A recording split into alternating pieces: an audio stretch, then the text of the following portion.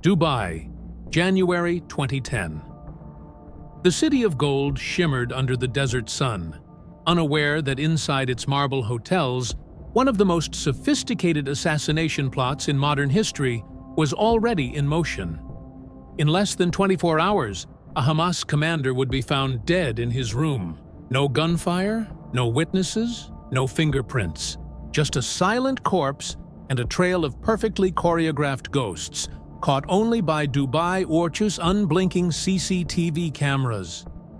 Before we dive deeper into the operation that stunned the world, hit subscribe. Because what you're about to uncover isn't just an assassination. It is the inside story of how Mossad pulled off one of the most daring hotel missions ever exposed, how Dubai pieced it all together, and how that single night reshaped the global rules of espionage. It began with a single booking at Al-Bustan Rotana Hotel, a five-star property near Dubai International Airport. The guest? Mahmoud al-Mabhouh, a senior Hamas commander and one of Israel's most wanted men. For decades, al-Mabhouh had operated in the shadows, smuggling weapons from Iran to Gaza, masterminding attacks during the 1980s, and allegedly responsible for the kidnapping and killing of 2 Israeli soldiers. To Tel Aviv, he was a ghost who had eluded justice for far too long. He arrived in Dubai quietly, traveling under a false name with no bodyguards. It was supposed to be a short stopover, a routine meeting with suppliers, but the moment his plane landed, so did his hunters. In the days leading up to his arrival, more than 25 operatives had already entered Dubai, moving in small groups, using fake European and Australian passports. They appeared as ordinary tourists, a couple walking hand in hand through the terminal, a man in tennis shorts carrying a racket bag, another pretending to check stock prices on his phone in the hotel lobby. But behind their smiles were encrypted phones, micro cameras, and burner laptops. Each had a role: surveillance, logistics, entry, and the strike. Dubai's later investigation revealed an almost cinematic precision. Multiple cells working independently, yet perfectly synchronized. Some checked into nearby hotels. Others rented cars. A few shadowed al-Mabhouh's movements from the moment he landed. CCTV footage, later made public by Dubai police, showed the operatives entering elevators seconds after al-Mabhouh, following him through shopping malls, even standing beside him in the lobby without raising suspicion. Every move was timed, every exit rehearsed. On January 19, 2010, al-Mabhouh returned to the Al-Bustan Rotana after a series of meetings. He had no reason to believe he was being followed. Within minutes of his arrival, the hotel's surveillance caught something chilling. A small team entering the elevator just seconds after him, all wearing hats and casual clothes to obscure their faces. What happened next remains one of the most studied assassinations in modern espionage. Investigators later pieced together that the team likely used a magnetic device or an electronic bypass to enter his locked room. Once inside, they waited, calm, efficient, silent. When al-Mabhouh returned, the team struck. No gunfire, no visible struggle. He was subdued, injected with a paralyzing agent, and suffocated. The cause of death initially looked like a heart attack, until forensic analysis revealed traces of a powerful muscle relaxant in his bloodstream. The killers left the room immaculate. They even hung the "Do Not Disturb" sign on the door before vanishing into the crowd. Within hours, the hit squad began leaving Dubai, scattering across Europe and Asia using different routes and forged identities. By the time hotel staff discovered al-Mabhouh's body, most of the assassins were already gone. It would have been the perfect crime: silent, clinical, and untraceable, if not for Dubai's obsession with surveillance. When local investigators began reviewing the city's massive network of security cameras, they unraveled something no intelligence agency expected: a minute-by-minute visual map of the entire operation. Dozens of faces, different disguises, repeated encounters, and yet, the same people appearing at the same places as the victim. Dubai police released the footage to the world, exposing what appeared to be a Mossad hit team. The revelation ignited international outrage. Countries whose passports had been used, the UK, Ireland, France, Australia, all summoned Israeli ambassadors demanding explanations. This was no longer just an assassination. It was a global scandal. Never before had an Israeli operation been so thoroughly documented and exposed in real time.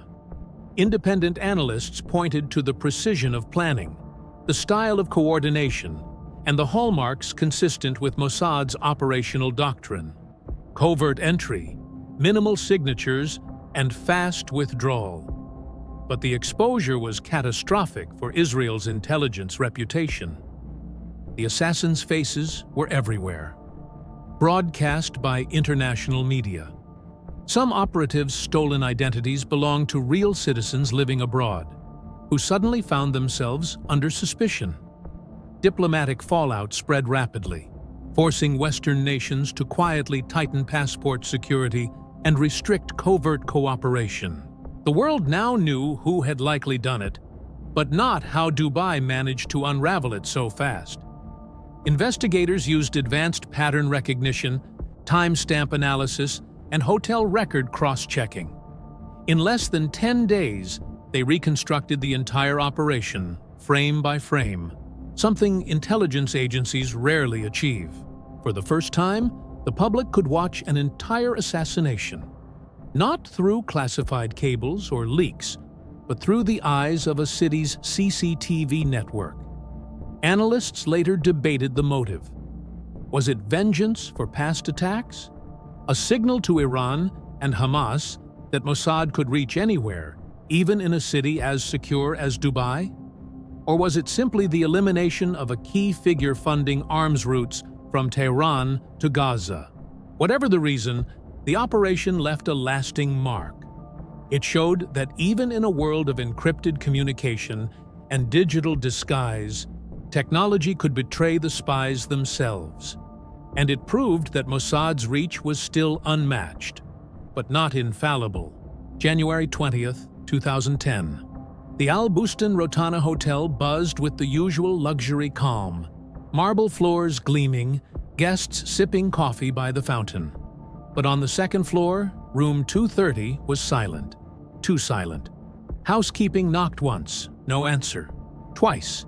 Still nothing. When the staff finally entered, they found Mahmoud al-Mabhouh lifeless on the bed. No sign of struggle, no blood, no broken furniture.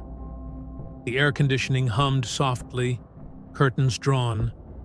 To the untrained eye, it looked like natural death, a man who had simply stopped breathing. But Dubai's forensic team noticed details others might miss. A pillow slightly out of place, faint bruising on the neck, and on the bedside table, a short circuit on the electronic lock, a clue that someone had tampered with the door. The call went out. Possible homicide, foreign national, high priority. Within hours, Dubai Police Chief Lieutenant General Dahi Khalfan Tamim assembled a task force. He had seen murders before, but this one smelled different, clinical, precise, professional. No fingerprints, no DNA, no witnesses. But there was one thing the killers hadn't considered. Dubai's cameras never sleep. Dubai was one of the most heavily monitored cities in the world. Every hotel, mall, and street corner watched by high-definition surveillance. Tamim gave a simple order: find out who came in, who left, and who followed him. The investigation began with 24 hours of hotel footage, then expanded to over 1,700 hours across airports, hotels, and shopping malls.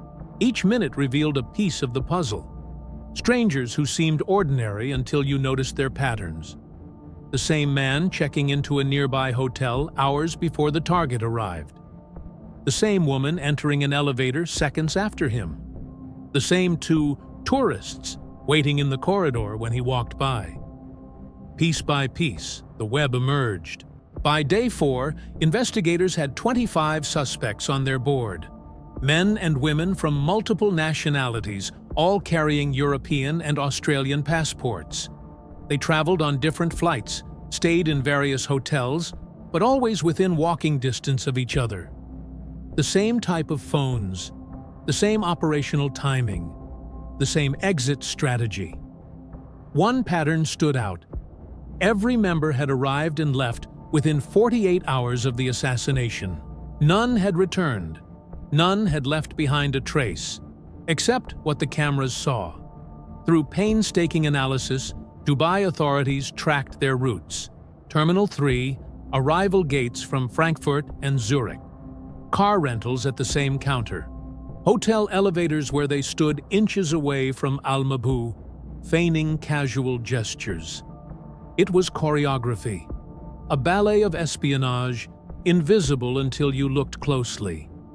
Then came the biggest shock. When Dubai shared its suspect list with Interpol, several Western nations responded almost immediately. These are our citizens, but they're alive and well, living here. The passports were real, but the identities were stolen. Names belonged to Israeli dual nationals living abroad, people who suddenly woke up to find themselves accused of murder. The world media erupted. The UK, Ireland, France, Germany, and Australia all launched investigations into how their documents had been cloned. London publicly condemned the act as a clear abuse of sovereignty. Australia withdrew a diplomatic representative in protest. In diplomatic language, it was a slap. But behind closed doors, every intelligence service understood the truth. This had the hallmarks of Mossad tradecraft. Dubai's official line was cautious. They avoided naming Mossad directly at first. But independent analysts and intelligence veterans recognized the pattern immediately. The use of forged Western passports was a signature of previous Mossad missions. The team's rapid dispersion through multiple European cities matched Israel's exfiltration playbook.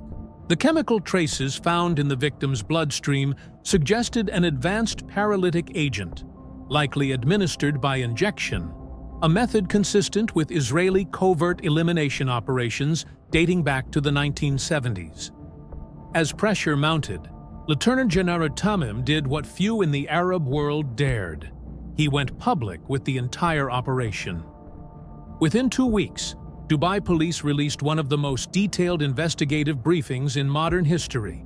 A massive wall-sized display showed faces of the suspects, their movements, their fake passports, and timestamps from dozens of cameras.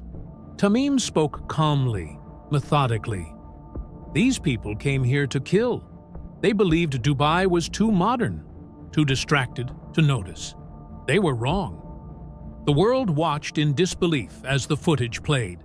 Operatives disguising themselves with wigs, baseball caps, and glasses, entering elevators in sequence, waiting outside the victim's door, then calmly leaving the hotel. It was the first time a covert assassination was documented minute by minute, the kind of exposure that intelligence agencies dreaded. The diplomatic fallout was immediate and fierce. European governments demanded explanations from Israel, though Tel Aviv maintained a policy of no comment. Privately, several governments feared escalation, not from war, but from the exposure of how deep Israeli intelligence operations ran through global travel systems. In Arab capitals, the reaction was a mix of outrage and admiration. Some saw it as proof of Mossad's ruthless precision. Others saw it as arrogant overreach, a sign Israel was willing to operate anywhere, regardless of sovereignty. For Hamas and Iran, al-Mabhouh's death was both a blow and a warning. If one of their top commanders could be hunted in a luxury hotel in the Emirates, nowhere was safe. Despite Dubai's groundbreaking investigation, most of the suspects vanished into thin air. Interpol issued red notices, but none were ever extradited or arrested. The assassins' fake identities, carefully layered through multiple countries, made tracing them nearly impossible. Independent analysts later concluded that the operation had been planned months in advance, possibly even with covert surveillance teams in place during al-Mabhouh's previous visits. Everything, from the forged passports to hotel bookings, was executed with precision that could only come from a state-level intelligence service. For Israel, the killing removed a long-standing adversary responsible for weapons pipelines to Gaza.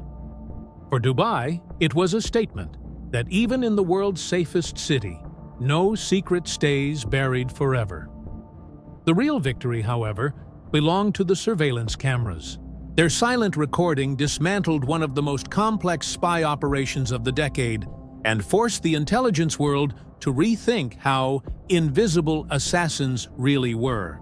February 2010. Within days of Dubai Police's bombshell press conference, the assassination of Mahmoud al-Mabhouh exploded into the global headlines.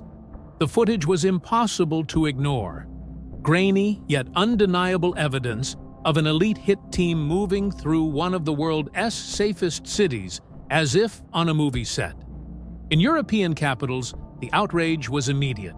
Foreign ministries in London, Dublin, Paris, Berlin, and Canberra summoned Israeli ambassadors for urgent explanations. At the heart of the fury wasn't only the murder, it was the theft of passports.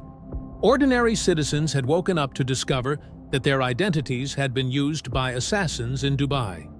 The United Kingdom called it an abuse of trust that cannot be ignored. Australia labeled it a dangerous breach of international norms. Even longtime allies privately warned Israel that this operation had crossed a red line. Behind closed doors, however, intelligence services across the world were equally fascinated. A mix of anger, admiration, and fear. Because if Mossad could pull off such a sophisticated operation in Dubai, what could stop them elsewhere? The scandal sent diplomatic shockwaves through Tel Aviv's network. European nations began quietly tightening their passport security systems, adding biometric layers and additional identity checks. A few even imposed travel restrictions on Israeli diplomats for several months, a subtle punishment that made international cooperation more difficult. In Australia, the revelation that dual Israeli-Australian citizens' identities had been cloned led to the expulsion of an Israeli diplomat from Canberra, an extraordinary move between allied nations. The United Kingdom also expelled an Israeli official from its London embassy, citing compelling evidence of Israeli responsibility. This was unprecedented. Israel's intelligence operations, long admired for their precision, had now become a public relations disaster. And the silence from Tel Aviv, the traditional "we neither confirm nor deny," did little to contain the diplomatic damage. In Washington and European intelligence circles, the Dubai assassination created quiet unease. Western agencies had always maintained limited cooperation with Mossad. Intelligence sharing on Iran, Hezbollah, and extremist groups. But after Dubai's exposure, trust was strained. Some CIA and MI6 officers feared that Mossad's by-any-means approach risked compromising friendly operations. There were whispers in NATO corridors. If they can forge our citizens' passports, what stops them from using our airspace next time? This wasn't just an embarrassment. It was a fracture in the invisible trust that binds allied intelligence communities. Across the Arab region, the operation had the opposite effect. In Gaza, Tehran, and Beirut, al-Mabhouh's killing was painted as another example of Israeli aggression, proof that Mossad operated beyond all law. Crowds in the streets carried his portrait beside those of slain resistance leaders. But in intelligence agencies from Cairo to Amman, the mood was more pragmatic. They quietly studied every second of the released footage, not to condemn Mossad, but to learn from it. The exposure became a masterclass in how a covert operation could unravel under digital surveillance. Many Middle Eastern governments began upgrading their own counter-espionage and CCTV monitoring systems, taking a lesson straight from Dubai's playbook. One senior security advisor was quoted later as saying, "Dubai didn't just expose an assassination, it rewrote the rulebook of modern intelligence." For Mossad itself, the Dubai fallout hit like a storm. Though the agency never publicly admitted involvement, insiders later hinted that the global backlash caught Israeli intelligence off guard. For decades, their covert missions had remained in the shadows, precise, quiet, deniable. But Dubai was different. It wasn't the failure of the mission. Al-Mabhouh was dead. It was the failure of invisibility. The operatives' faces were plastered across global media. Airlines, immigration databases, and even travel agencies began running new background checks on travelers with suspicious movement patterns. It became harder for Mossad to operate freely under forged identities. For a service built on silence, this was catastrophic exposure. Former intelligence officers described the months after Dubai as a period of deep internal audit. Some procedures were rewritten from the ground up. Tighter compartmentalization, stricter vetting of forged documents, fewer Western cover identities. Mossad had learned a costly lesson. In the digital age, every camera is a witness. One of the most overlooked consequences of the Dubai affair was the shift to digital warfare. Within intelligence circles, the exposure prompted Israel to accelerate cyber espionage and remote operations, where no physical agents needed to travel.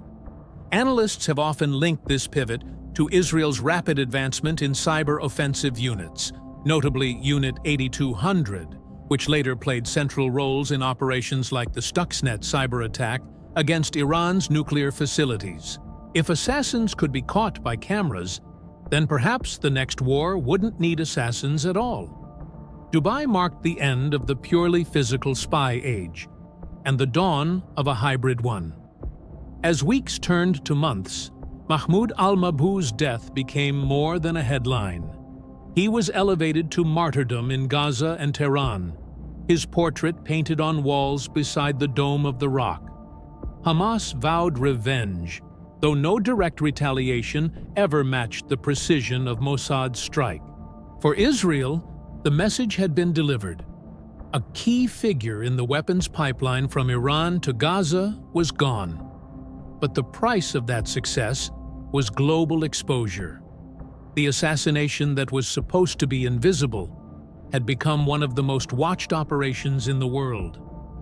In an extraordinary twist, the mission designed to showcase Mossad's reach ended up doing the opposite, revealing its limits. The operatives were never caught, but their methods were dissected publicly. From tradecraft to travel routes, the world now had a blueprint of how Mossad worked. Knowledge that adversaries could study for years. For intelligence historians, this became the turning point. The Dubai operation killed one man, but resurrected the global scrutiny of Mossad. It also exposed an emerging truth, that technology had shifted the balance between spycraft and state surveillance. You could eliminate your enemy, but you could no longer eliminate the cameras. By late 2010, Dubai's revelations had forced intelligence communities across continents to adapt. Surveillance detection routes changed. Facial recognition software was introduced in airports. Even Western agencies that once operated in secrecy began to invest in anti-tracking measures. Mossad, once mythologized as untouchable, now existed in a world that could see everything. And while the agency continued its covert work, from Tehran to Beirut, the Dubai incident lingered as a permanent reminder. No operation is perfect. No disguise is flawless. The world of espionage changed forever after that single body was discovered in room 230. What happened in Dubai in 2010 wasn't just another Mossad hit. It was the turning point between the analog age of spies and the surveillance age of exposure. In the months that followed, governments, intelligence services, and even private corporations quietly began asking the same question. If Mossad, one of the most advanced agencies on Earth, could be caught so completely on camera, was anyone truly invisible anymore? Before Dubai, most covert operations were built around plausible deniability: forged passports, false names, silent entries. After Dubai, that world was gone. Every face, every hotel check-in, every digital trail became evidence waiting to be found. Dubai's investigation became a training case worldwide. Counter-terror units in Asia studied the timing and formation of the Mossad teams. Gulf states expanded camera networks and data-linking software modeled after Dubai AS method of cross-referencing timestamps and identities. Even Western agencies, despite their outrage, quietly adopted Dubai's surveillance methodology as a benchmark for post-operation forensics. Ironically, Mossad's failure became the manual for everyone else's success. For Mossad, the lessons were painful but transformative. Senior officers realized that the enemy was no longer just human. It was data, facial recognition, phone triangulation, and synchronized airport logs could unmask any operative within hours. By late 2011, Mossad began rewriting its operational doctrine: less dependence on forged Western passports, more use of third-country covers and regional assets, integration of cyber intelligence to reduce the need for physical presence. Former Israeli operatives later admitted that the agency's digital camouflage program, which evolved into sophisticated identity masking and virtual persona systems, was born directly from the Dubai fallout. The idea was clear: if cameras see you, then you must make them see someone else. Dubai's success in solving the assassination reshaped how Gulf nations viewed intelligence. The UAE suddenly emerged as a regional surveillance powerhouse, proving that technology could defeat even the most advanced spycraft. It shifted the balance in a region long dominated by foreign intelligence influence. For the first time, Arab analysts argued that exposure, not retaliation, could be the strongest weapon against covert threats. It wasn't missiles or armies that embarrassed Mossad. It was forensics, patience, and public transparency. This new philosophy inspired broader reforms. Qatar and Bahrain began investing in intelligence data fusion centers. Saudi Arabia expanded its cyber defense and counter-espionage training. Iran intensified its own counter-surveillance programs, using the Dubai case as proof that Western and Israeli methods could be outwitted. The Middle East's intelligence landscape was no longer a one-sided game. The Dubai incident also accelerated a global arms race in surveillance technology. Governments realized that cameras and databases were as valuable as tanks and jets. China's rapid expansion of CCTV networks, Europe's adoption of biometric passports, and the US's airport facial recognition pilots all drew indirect lessons from Dubai's success. For intelligence agencies, the mission became a cautionary tale. You could execute a perfect kill and still lose the war of perception. The information leak was now deadlier than a bullet. Beyond geopolitics, the assassination of Mahmoud al-Mabhouh revealed something deeper about espionage itself. The men and women who entered Dubai in disguise believed they were invisible, but their movements were immortalized forever. Each frame of footage became an artifact of human error, reminding the intelligence world that no one escapes the digital footprint. Some of those agents likely vanished into retirement under new identities. Others may still work, their faces aged, but their images frozen on screens across the world. Their legacy, unwillingly, is a masterclass in how even perfect planning can be undone by modern visibility. In Tehran and Gaza, the killing of al-Mabhouh was more than a loss. It was a lesson in counterintelligence. Iranian and Hamas networks began rotating couriers and commanders more frequently, abandoning hotels and air travel for secure safe houses and encrypted communication channels. Independent researchers note that by 2012, Iranian Quds Force logistics had completely changed pattern, no longer relying on single couriers like al-Mabhouh. In that sense, the assassination forced the very evolution Mossad was trying to prevent. By eliminating one man, they forced their adversaries to become smarter, faster, and harder to track. Publicly, Israel remained silent, no confession, no denial. Yet the mission continued to echo in popular culture.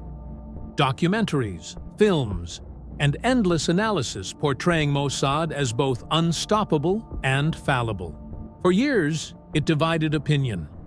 Was it a success because the target died, or a failure because the operation was exposed? The truth lies somewhere between. Yes, Mossad achieved its immediate objective, but Dubai held up a mirror to the intelligence world, showing that every secret has a reflection. A decade later, the legacy of the Dubai operation still defines intelligence strategy. Drones, digital intercepts, and cyber spying have replaced many human agents. Hotels once considered neutral ground are now security fortresses. And every traveler, no matter how ordinary, walks under the same invisible gaze that once caught the world's most secret assassins. In modern espionage, invisibility isn't about wearing a disguise. It's about controlling your data. For Israel, the Dubai mission was a victory tainted with exposure. For Dubai, it was the moment the small Gulf city humbled one of the world's most feared intelligence agencies. And for everyone watching, it was proof that the age of ghosts had ended. There are no invisible agents anymore. Only the ones who think they still are. If you thought this mission was shocking, wait until you hear about the next one. When Mossad's silent war spilled into the streets of Europe. Subscribe so you don't miss the next declassified file, where the shadows get even darker.